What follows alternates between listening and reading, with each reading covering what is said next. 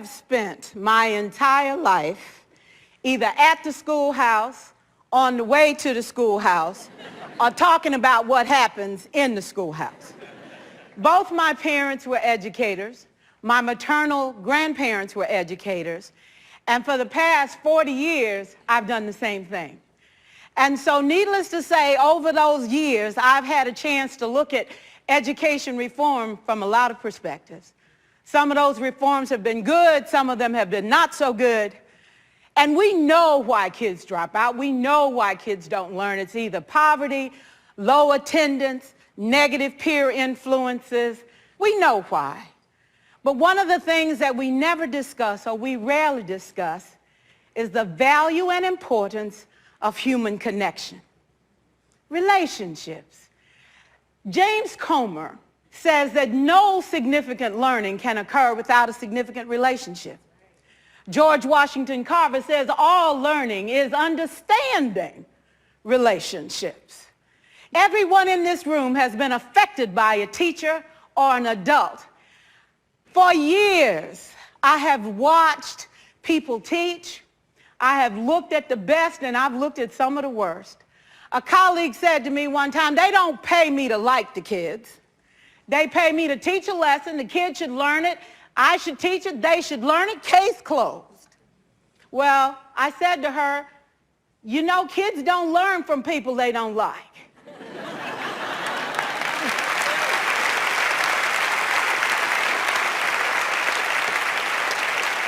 She said, that's just a bunch of hooey. And I said to her, well, your year is going to be long and arduous, dear. Needless to say, it was. Some people think that you can either have it in you to build a relationship or you don't.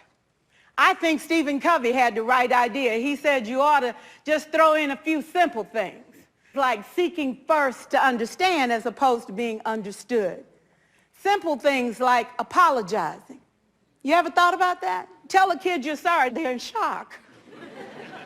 I taught a lesson once on ratios. I'm not real good with math, but I was working on it. And I got back and looked at that teacher edition. I taught the whole lesson wrong. So I came back to class the next day and I said, look, guys, I need to apologize. I taught the whole lesson wrong. I'm so sorry. They said, that's okay, Miss Pierson. You were so excited. We just let you go.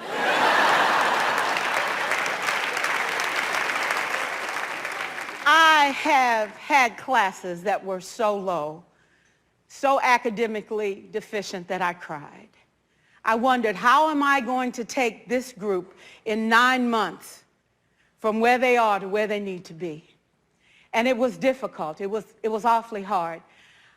How do I raise the self-esteem of a child and his academic achievement at the same time? One year I came up with a bright idea. I told all my students, you were chosen to be in my class. Because I am the best teacher and you are the best students, they put us all together so we could show everybody else how to do it. One of the students said, really? I said, really? We have to show the other classes how to do it. So when we walk down the hall, people will notice us. So you can't make noise, you just have to strut. And I gave him a saying to say, I am somebody. I was somebody when I came. I'll be a better somebody when I leave. I am powerful and I am strong. I deserve the education that I get here. I have things to do, people to impress, and places to go. And they said, yeah. You say it long enough, it starts to be a part of you. And so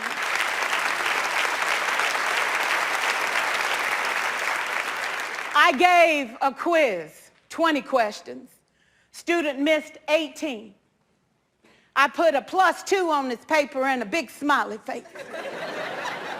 He said, Miss Pierson, is this an F? I said, yes. He said, then why'd you put a smiley face? I said, because you on the roll. You got 2 right, you didn't miss them all. I said, and when we review this, won't you do better? He said, yes, ma'am, I can do better. You see, -18 sucks all the life out of you. +2 said, I ain't all bad.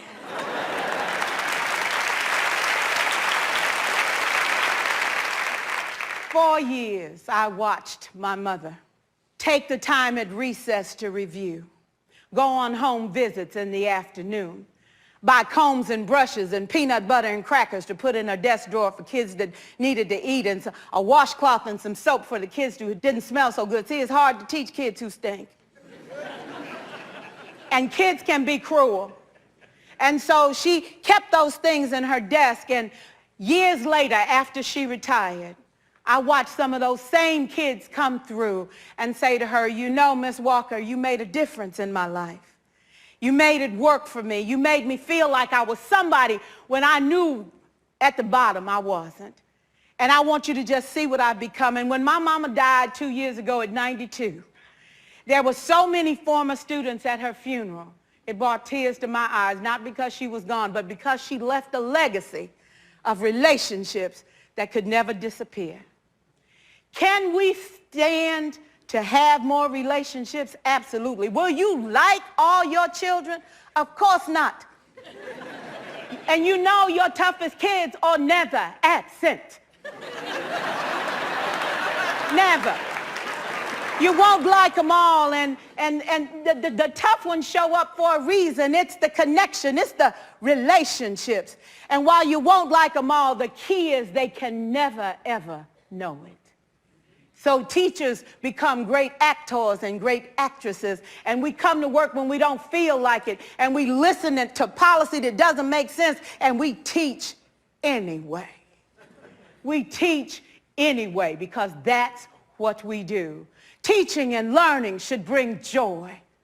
How powerful would our world be if we had kids who were not afraid to take risks, who were not afraid to think, and who had a champion? Every child deserves a champion, an adult who will never give up on them, who understands the power of connection and insists that they become the best that they can possibly be. Is this job tough? You betcha. Oh God, you betcha. But it is not impossible. We can do this. We're educators. We're born to make a difference. Thank you so much.